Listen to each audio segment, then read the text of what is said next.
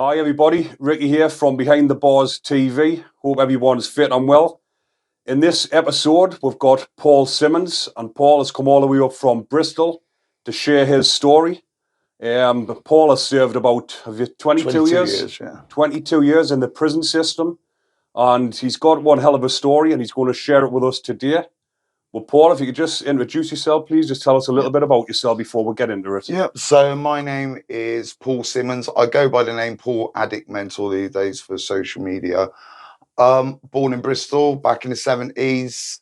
Had a terrible upbringing, full of abuse, full of homelessness, running away. You know, it was complete isolated. When I was 16, first went to jail for robbery. I did a year. I got out at 17. At 18, I went back in, did a 3.5 stretch, got out from that, did a 5.5 stretch, got out from that, did a 10.5 stretch. Thought I was done with it, and then I got a 9.5 year EPP, and I come off that license in September 2021, and I did, like I said, a total of 22 whole years. And I have to say that to people because, you know, when people say, oh, you've done 22 years, so you only served like 10 years. I'm like, no. You've actually I was an idiot. 22 years. 22 years, Which, man. how old are you now? I'm 44. So half of your life you've spent in prison.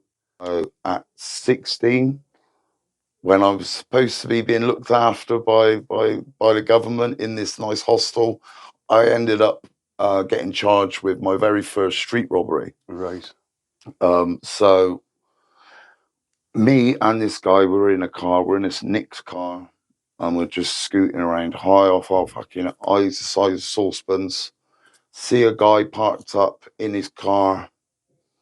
Now I'm not going to pull punches here because there's no point. I don't do that. I'm just telling my story.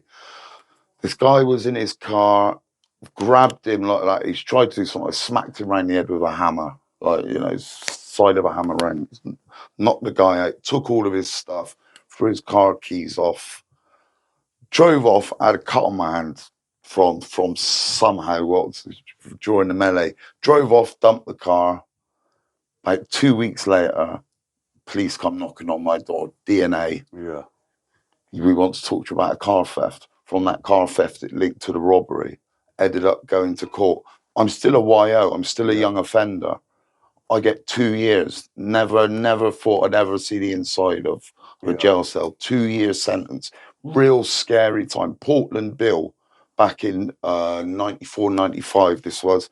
And the guys in there, the screws, they were mean, all ex-army boys. They just didn't care. And you had to call them sir, you had to make bed packs, you had to march. If you were a landing cleaner, you got a scrubbing brush and a bit of carbolic soap, purple soap. You didn't get a mop and bucket. Do you know what I mean? It was real brutal. And were you still 16 at this point? I was still 16.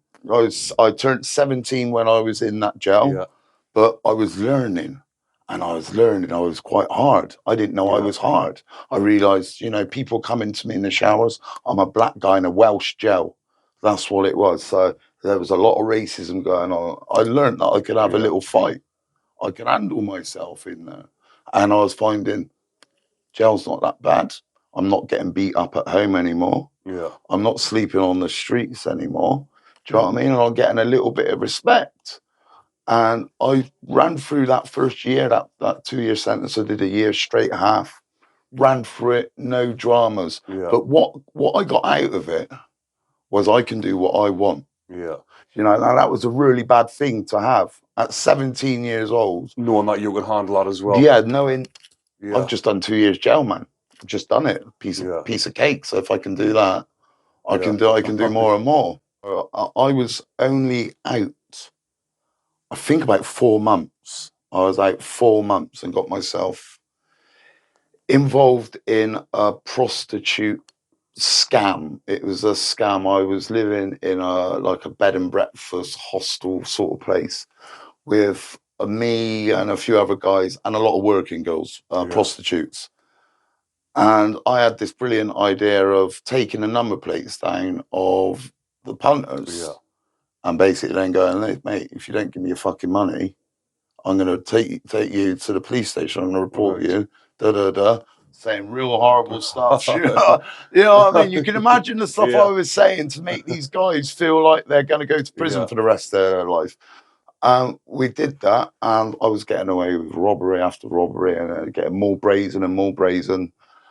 So were these fellas just handing you money? They were handing over their money left, right, and centre, and I mean it, left, right, and centre. Because a lot of guys are thinking, I don't want my wife to know what I'm doing. I don't want my work to know what I'm doing.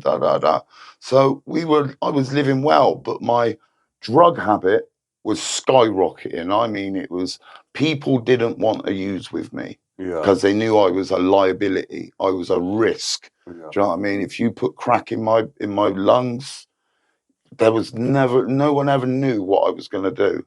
Like, I used to walk around big fucking kitchen knives there in a crack house, sit there smoking my crack with that big knife there. You know the vibe I'm giving off. It's a real dangerous vibe. So I've been doing it for a while, and more people starting to dislike me. I go do this one robbery. As I've come out from the robbery, the guys see me run off. They phone fleds on me. They phone the police on me. Police come to my house. The guy ID'd me pretty much straight away. End up going to court. Second robbery now. You know, you're talking serious. It could get real bad here. I'm lucky. I'm still young. I'm still 17. I got 3.5 years. I ended up serving 21 months out of that 3.5 years. And it was all pretty, not very interesting, apart from when I was in HMP Guysmarsh, which is in Shaftesbury. You know what it's like. If you're in a certain jail, you stick with the boys from your area, right? You got to be your area, and that's that. So all the guys in my area, they're having issues with this fucking Jamaican fella, right? And it's been going on for days. Right? Everyone's going, oh, we're going to do him, we're going to do him, we're going to do him. And they kept on going on. And we're in the dinner queue one day. I don't know what come over me, really, to be honest with you. And I'm hearing them going, and I'm like, have you not done that, prick, yet? They've gone, no. I've gone straight up to my cell, stamped on a razor blade, toothpaste, put a fucking toothbrush, melted it to the razor blade. Now I got a shank with a one razor blade.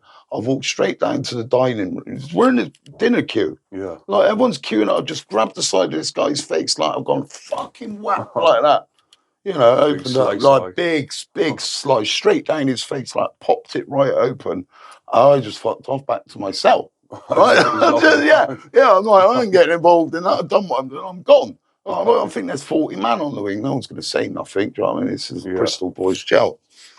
Banged up, shitting myself, obviously, like, high tension. I'm thinking they're going to just come through the door and he's going to grasp me up. Next minute, my flap's gone like that. I just see this black guy with wadding on the side of his face and go, him. Pointed me out straight away. They've gone, Simmons, you're down to the governor in the morning. I'm like, sweet, whatever. I don't know what you're talking about, blah, blah, blah. And I ended up going down the block for that. And that's the first time I ever got a kicking from screws. Like a good, proper kick. Hiding. Yeah, proper hiding from the screws. I've gone down there, they're like, oh, who the fuck do you think you are coming? I'm only a kid, you know? Do you know what I mean? Fucking coming in our jail, giving it all that. I'm like, mate, I don't actually give a fuck, I don't care who you are. I'll do the same to you in a minute, you pricks. Said that, and they all just come in the cell.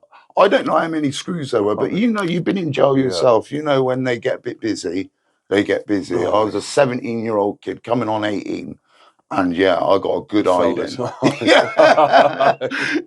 I was achy for about 2.5 weeks. Did they keep you